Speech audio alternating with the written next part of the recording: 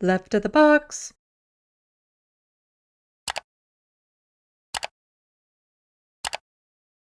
So, this week, twice this week, somebody was able to get through the phone lines of the Majority Report to be like, hey, Canada, it's really horrible up here. We need somebody to say something about it. And both times I'm sitting there in chat and looking at it, and it's like, I'm right here. I'm doing it. I'm doing the thing. I'm doing the thing that you people are asking for. I'm covering the Canadian issues. And the first one was about the international student crisis and what's happening there. And I have touched on that before. Haven't gone into detail, but I have touched on it. And yeah, it gets super frustrating that there's so much crossover between my audience and the Majority Report audience, and yet there's still so many people who don't know I exist. Anyway, I did get a shout out today, so that was kind of cool. So maybe for this part, I have to put the toque back on. So, but yeah, I think for this part, I need the toque on while I'm talking about the Majority Report. I think I look good in the toque. But why don't we actually listen to what these callers had to say? No, I don't want to get into it. Calling from a 226 area code. Who's this? Where are you calling from? Hey, is that me? Yep. Oh, hi. This is Dan calling from Windsor, Ontario. Dan from Windsor, Ontario. What's on your mind? Been a big fan. Just wanted to say, I've been listening to you I know where Windsor is. I've been in Windsor. Mm-hmm. guys for years. You guys actually helped pull me out of, I was kind of briefly going towards the Ben Shapiro, Steven Crowder end of the spectrum, probably about 6-7 years ago. And it was actually Michael's debate with Sargon of Akkad that really pulled me back from that. Wow. That's going way back. That was one of his first debates, I think he ever did, actually. Yeah, but it was him talking about, the activists in the Middle East and everything that really broadened my horizons and helped open me up and open up my experiences. Anyways, what I wanted to say, sorry, a little nervous actually. I'm from Canada, and I'm not seeing a whole lot of coverage. Canada's falling apart right now. Absolutely, it is. No arguments there. I haven't seen really any coverage in leftist media, and I'm even talking about leftist YouTubers like David Dole from the Rational National, Lance from the Surfs. They haven't been talking about the international student crisis that's been happening in Canada. We have been importing almost 1 million people every single year, mostly from India. These poor kids are being exploited like you wouldn't believe, and crammed, sometimes 20 people into a 2-bedroom basement apartment, all throughout Toronto and any major city in Canada. On my block alone, Windsor, which is borders Detroit. On my block alone, there are 2 separate houses filled with international Indian students. Now, I am all for kids coming over here to study and learn and even get permanent residency and live here and work here and to grow a family here. But we have not accommodated these people through infrastructure or anything, or services. Our services are basically at a breaking point right now, and there is no talk about expanding them.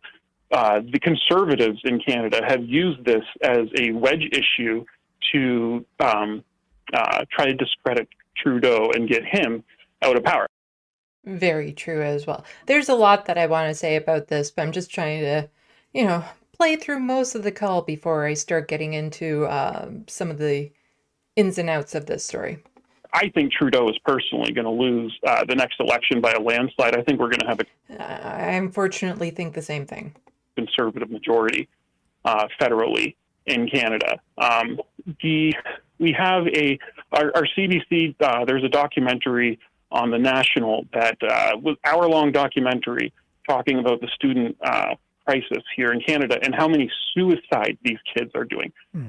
Are going through. Their families are sometimes selling farm equipment and everything to send these kids here.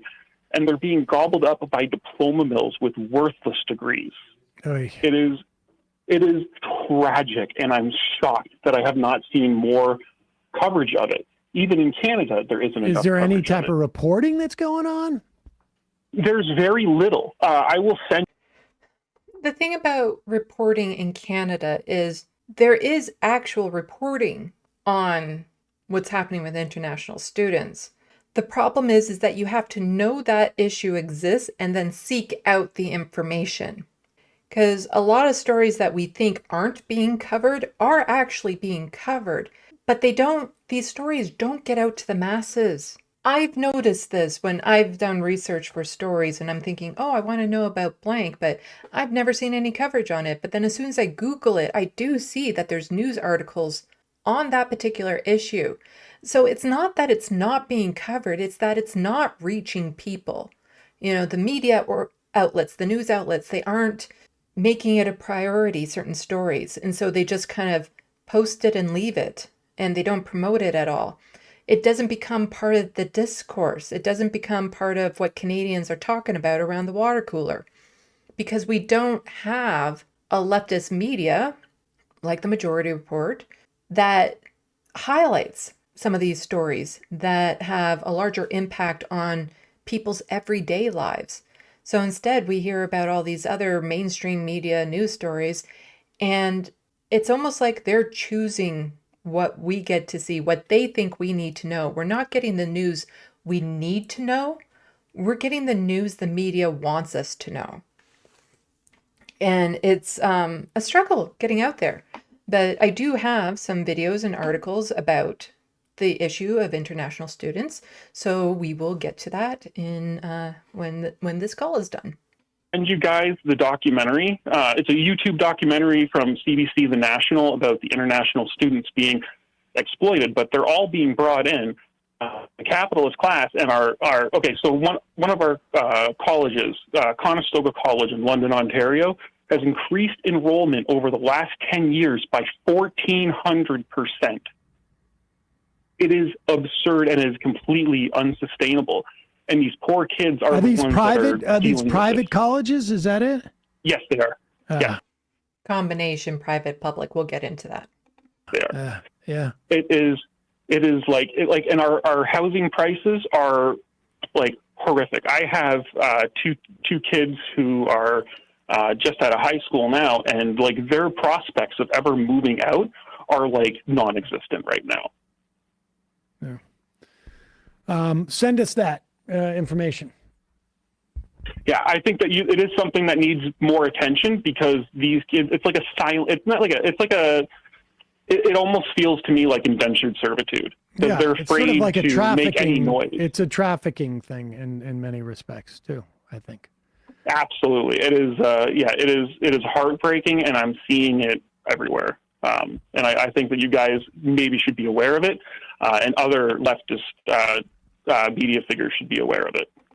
I'm aware of it. Hi. I'm a leftist media figure. I'm aware of it.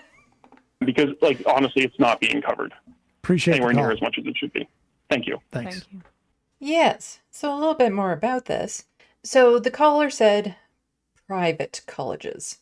And that is a problem, but it's not the problem.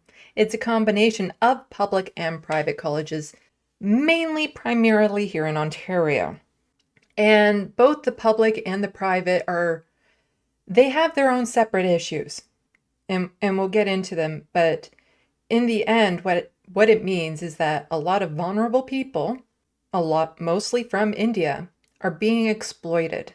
And the trouble is that as soon as you say something like, oh, we need to limit immigration, we need to limit international students, the liberals, the Justin Trudeau liberals, will automatically accuse you of being racist.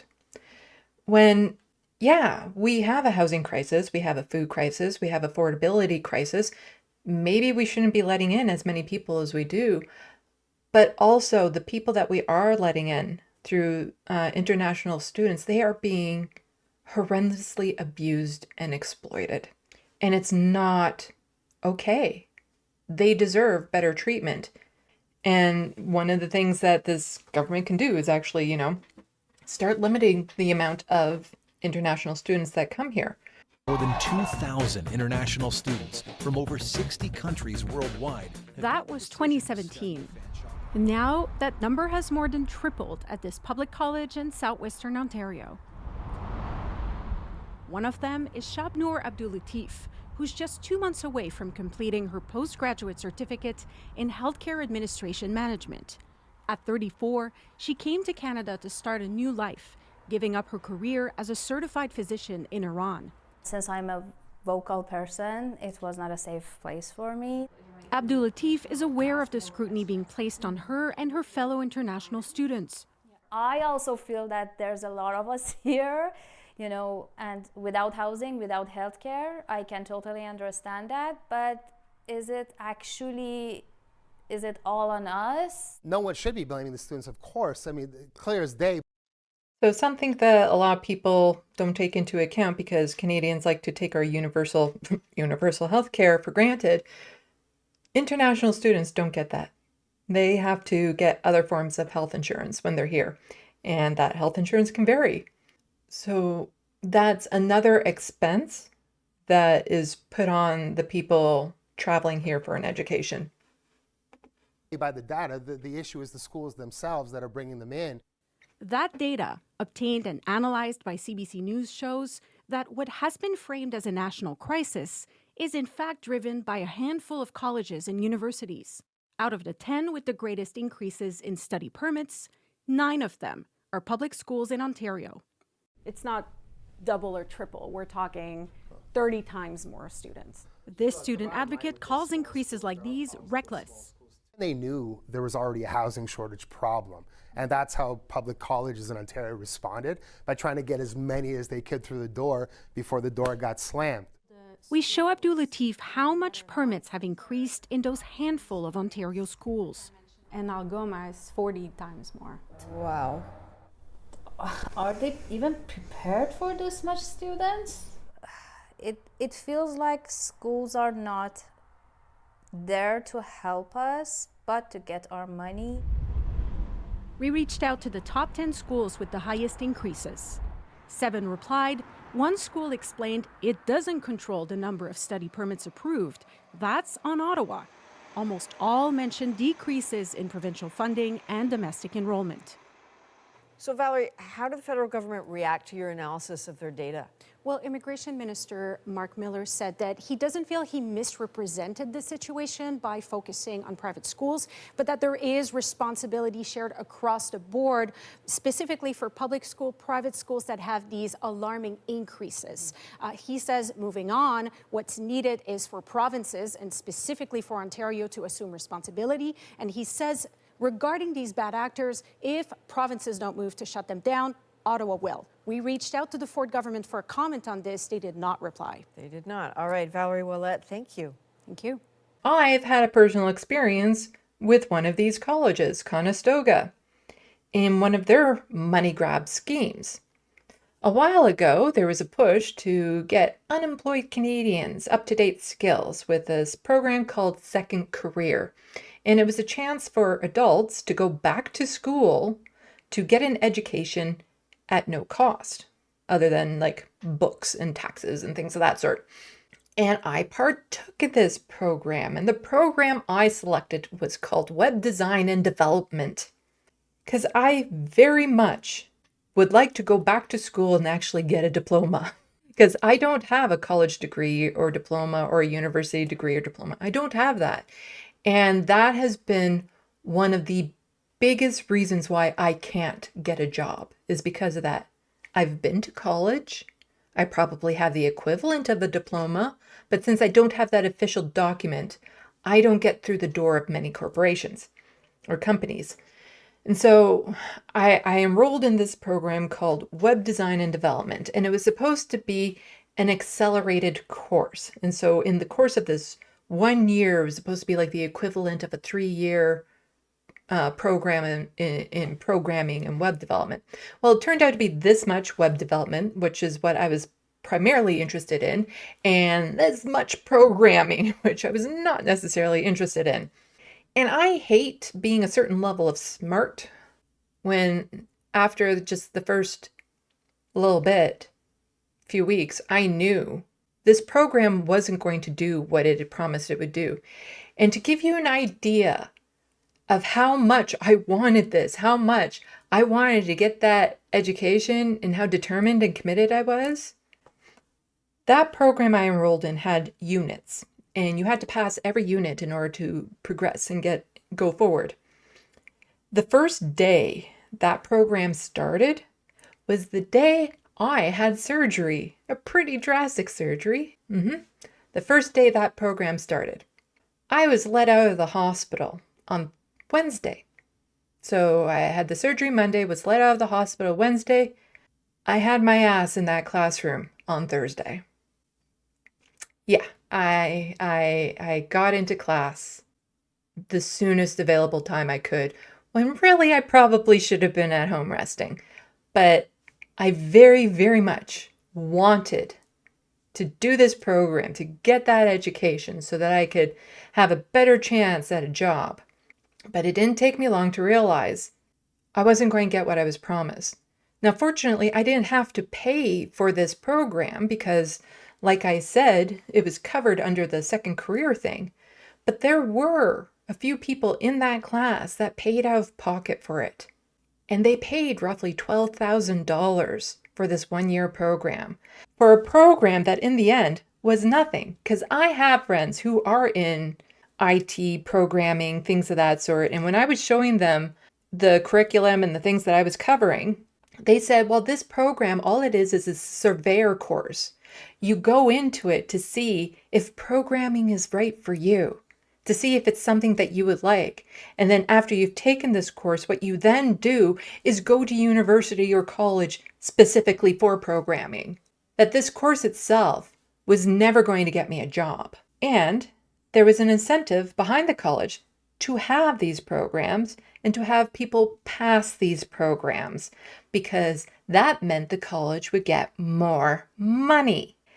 And so because we were being crammed with information at such a rate, every time there was a test, so much information had to be put forth that for the first time ever, when I sat down to do one of these tests, I completely blanked.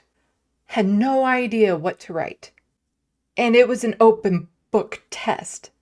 And I sat there without a clue as to what to do. I passed. Fortunately, about halfway through that program, I was offered a job that became my kind of stable job for the next while, that helped me kind of get back on my feet and out of debt and all that sort of stuff. But this program, like many of the other programs that colleges started during the second career, was nothing but a money grab. That's all they were doing. And that's what they're doing right now with international students. It's a money grab. They're getting as many in as they can in the window that they have to make money. And there's a lot more strain on it too, because there's been a lot of funding cuts to education in this province thanks to Doug Ford. You know, they bring these students over here with the promises of all this education, that you're going to get a diploma, that you're going to get these great jobs. But then there's a good chance that they're going to end up in programs like the program that I ended up in, which is worthless. Absolutely worthless. That said, Conestoga and the other colleges do offer good programs as well. So it's hard to tell which is which when you don't know going in. But there are some really good programs you can take. Unfortunately, with the second career, the programs were designed specifically for that. I couldn't just choose anything. It had to be a second career geared course. We have tons and tons of international students being exploited the same way. I can't say I was exploited, but that program was exploited just to get money. And there is more. Well, Premier Doug Ford has been vocally opposed to the idea of increasing tuition during an affordability crisis. But new internal government documents obtained by Global News seem to suggest the Premier overruled his own cabinet. There was an internal push to raise tuition by a modest amount over 3 years, but the Premier shut those efforts down. Keep in mind, Doug Ford wants to see the education, much like the health system, fail. The increase was probably necessary due to the cutbacks the Ford government has done to education. but he doesn't want education to succeed, just like he doesn't want healthcare to succeed in this province, because he wants it all completely privatized. When the Ford government first received a report on how to stabilize... All that is to say that it wasn't an altruistic reason why Doug Ford didn't want to increase tuition. It was, to help make sure the schools fail. Ontario's colleges and universities, a key recommendation was to increase tuition. Modest increases in tuition while protecting low and moderate students. It would have been a responsible way to provide additional money. But when the Ford government ultimately unveiled its suite of measures, the tuition increase was left out, as the government insists now is not the right time. We will continue to make tuition affordable for every student in this province. But behind the scenes, there was a political battle. Documents obtained by Global News show that the Ministry of Colleges and Universities was prepared to increase tuition for Ontario students by 5% over 3 years, costing students hundreds in yearly increases, but bringing in hundreds of millions for institutions. The minister, sources said, tapped other cabinet ministers to convince the premier, who stood firmly against. Then, at a news conference, the premier publicly stated he wasn't going to increase rates. The comments at the podium made it official and quashed the debate internally. While even critics at Queen's Park agree with the government's freeze, universities say they are now dependent solely on the government for funding. It would have been an option to increase international students, so that is not on the table. The tuition is now off the table. So really what we have is the government providing the operating funding. So we'll have to go back to government. Meanwhile, the federal government is firing back at the province's claims that they were not consulted on the changes. That's complete garbage. They should have known it. They've had Auditor General reports. I've spoken quite publicly about it. Critics claim it's the Ford government's own actions that created the crisis in the sector. Jurisdiction. Over and over and over again in this country. It's jurisdiction, jurisdiction. And that's why nothing can get done. It's just a very convenient way for the federal government, the Liberals, to blame the Conservatives for not doing anything, and the Conservatives to blame the Liberals for not doing anything. When it comes to tuition, the Ford government did choose to increase tuition on out-of-province Canadian students, meaning... Oh, really? So those international students will see even higher rates to come over here. Post-secondary institutions will still be able to bring in millions of dollars from those students, but not the ones from Ontario. They say it won't be enough to cover the massive funding gap. At Queen's Park, I'm Colin DeMello. Now back to you. Yes, you'll still be able to exploit those international students, but you won't be able to exploit Ontario students quite the same way. So here's a little bit more on the situation for international students. Feds tell provinces to fix international student rackets. The federal government is prepared to crack down on dubious post-secondary institutions that recruit international students if provinces aren't up to the task, Immigration Minister Mark Miller warned Friday. Miller made comments as he announced new rules to curb fraud and bad actors in the international student program following an investigation this summer into more than 100 cases involving fake admission letters. Provinces are responsible for accrediting schools that can accept international students, which include both public universities and colleges, as well as private institutions. In his final months in the role for Immigration Minister, Sean Fraser raised concerns about the number of private colleges and strip malls and other venues that rely on international student tuition, but in some cases offer a meager education in return. So we're talking about an empty unit in a strip mall being taken over for a semester by one of these universities for international students to come to and get an education. Blatant fraud. Like, it's just total exploitation. And there was the promises of, you're going to get all this education, this diploma, just to find out that they're getting basically nothing and no supports. And what you would normally get at a public college, the supports that you would get there were non-existent in these private colleges.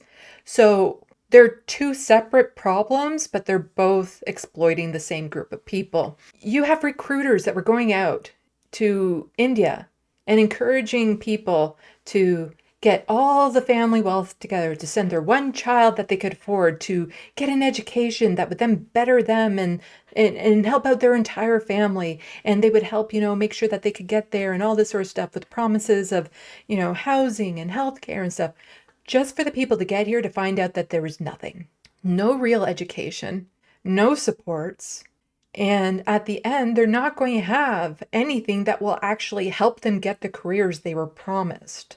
Several advocacy groups, including Migrant Workers Alliance for Change, have highlighted cases of students' exploitation by some of those institutions. Miller said Friday international school programs have created an ecosystem that is rife with perverse incentives and that is lucrative for the institutions and for provinces that have underfunded their post-secondary schools. Underfunded their post-secondary schools, yes. You see, if those post-secondary schools weren't so underfunded, they wouldn't be so desperate to exploit international students.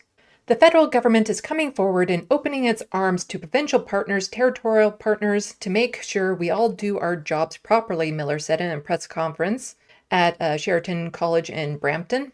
If that job can't be done, the federal government is prepared to do it. The Immigration Department counted 800,000 active student study permits at the end of 2020, a 170% increase over the last decade.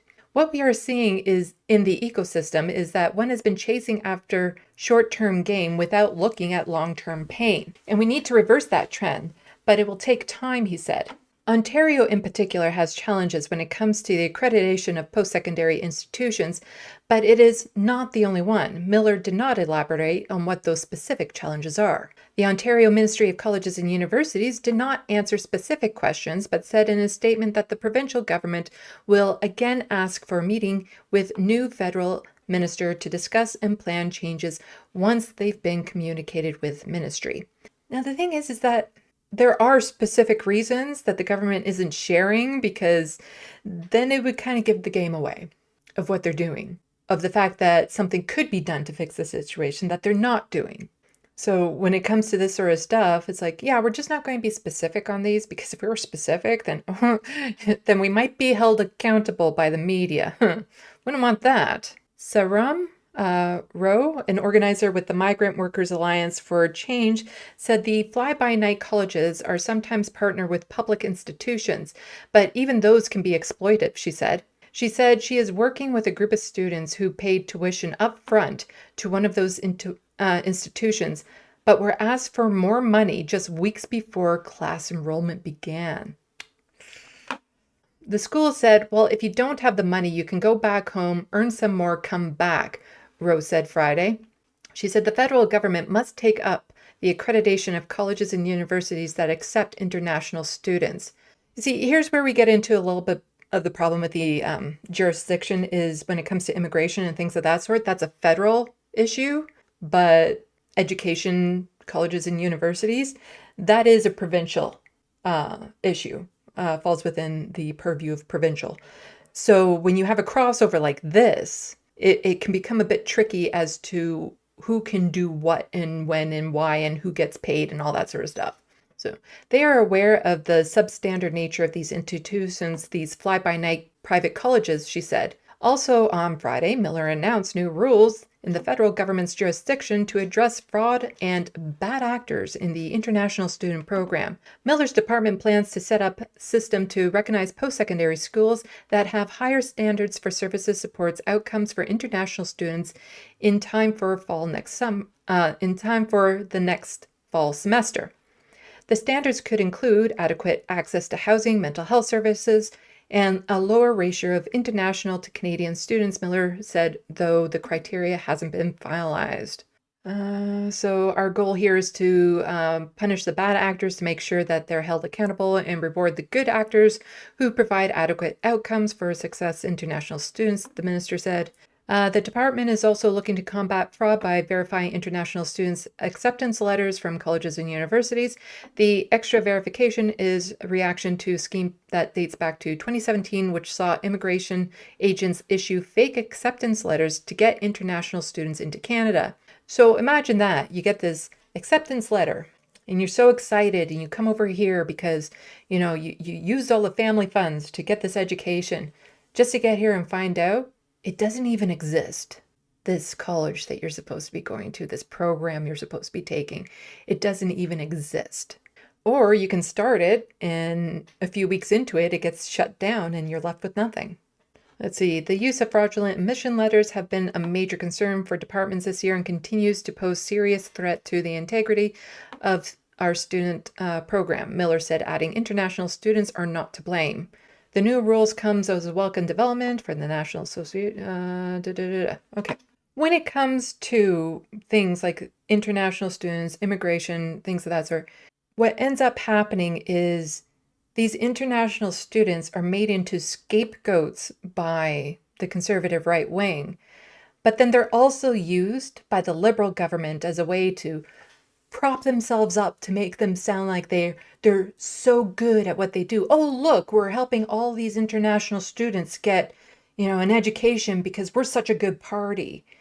But then the conservatives come in and then they start blaming everything on them. Housing issues, grocery prices. We're going to get into a really extreme story about this. But then they start just blaming all the problems on immigrants and international students, which stokes racism.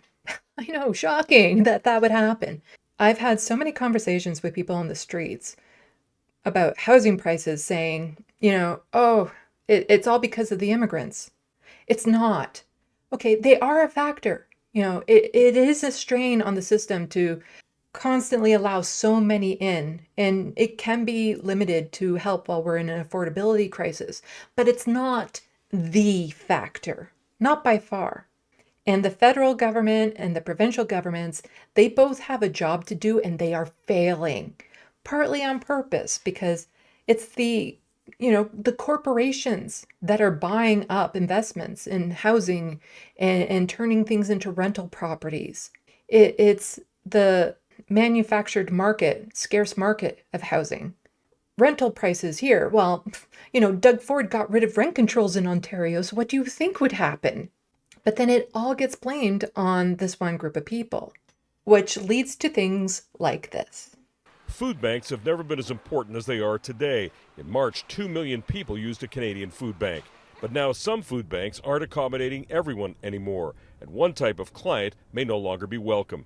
Is all these young kids coming with their backpacks saying they want help.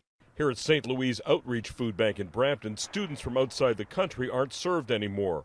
But they're just raiding anywhere to get anything they can. We can't handle that, Yeah, all these international students, they're just coming in here and taking all of the food, and we can't handle that. They're raiding us, these international students. No, everyone's running out of food. Food Bank has a whiteboard out front during opening hours. It says government regulations allow it to exclude international students. But is there a policy? Somebody was telling my colleague that there's a policy. I can get, it's on the window, sir. The policy? Yes. The food bank posts a copy of what the government expects of international students coming to study here, that they be self-sufficient. Kenny, a Nigerian student who says he has a wife and daughter, showed up for food. He asked that his face not be shown. I asked why he didn't come with enough money. I had a projection of how I was going to spend the money that I came in here with, but probably I didn't plan well. I don't know if I didn't plan well. I don't know if the economy was the opposite of what I thought it was. The food bank's board president says they were told some international students have money in the bank. There's been a lot of abuse with people that come with $50,000, $60,000 in the bank, and they just want to get free food. Yeah, those international students, they're just so lazy. That's all they want. They just want free food. They have the money. We hear this time and time again, especially with conservatives, when it comes to things like theft and retail theft and all that sort of stuff. And they like to blame one group of people for the actions of, for the corporations and the government and, the capitalist system.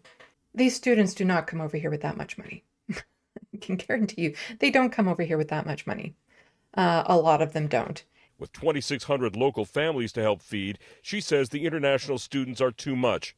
Food banks have seen foreign videos like this one online, describing food banks as a place to get free food. So it's kind of a trend now that everyone's actually been advertised to just come here and immediately come to our doors. And we are bombarded. Kenny is looking for another place to get help. I'll have to go home and find a way to survive. So the sacrifice that person made, bringing his family over here, bringing his hopes, he now can't afford to get groceries. So we have here from the Waterloo Region Records, student accessing food banks increased by 220% in October. And this is significant in Waterloo Region because in Waterloo Region, there's a couple universities, a few colleges, like it is a high student population. The thing is that this just becomes a way to demonize international students, to say that they want nothing but handouts, that they're coming here to get this, and that, you know, if it wasn't for them, then there wouldn't be any problems and blah, blah, blah. No, the problem is that grocery food prices have gone absolutely out of control, which means fewer people are able to donate to food banks and more people need the services of food banks. Not just students, but students in particular do, because most of them don't have much in the way of money. But it's easier for these right-wing conservatives to target international students and put the blame on them than it is to say that it's the Galen Westons out there that own all these grocery store chains that is making the cost of eating unaffordable for so many people. So just a little bit from this article. Waterloo Region, the number of students accessing food assistance programs in the region has skyrocketed over the last year, according to monthly food bank data.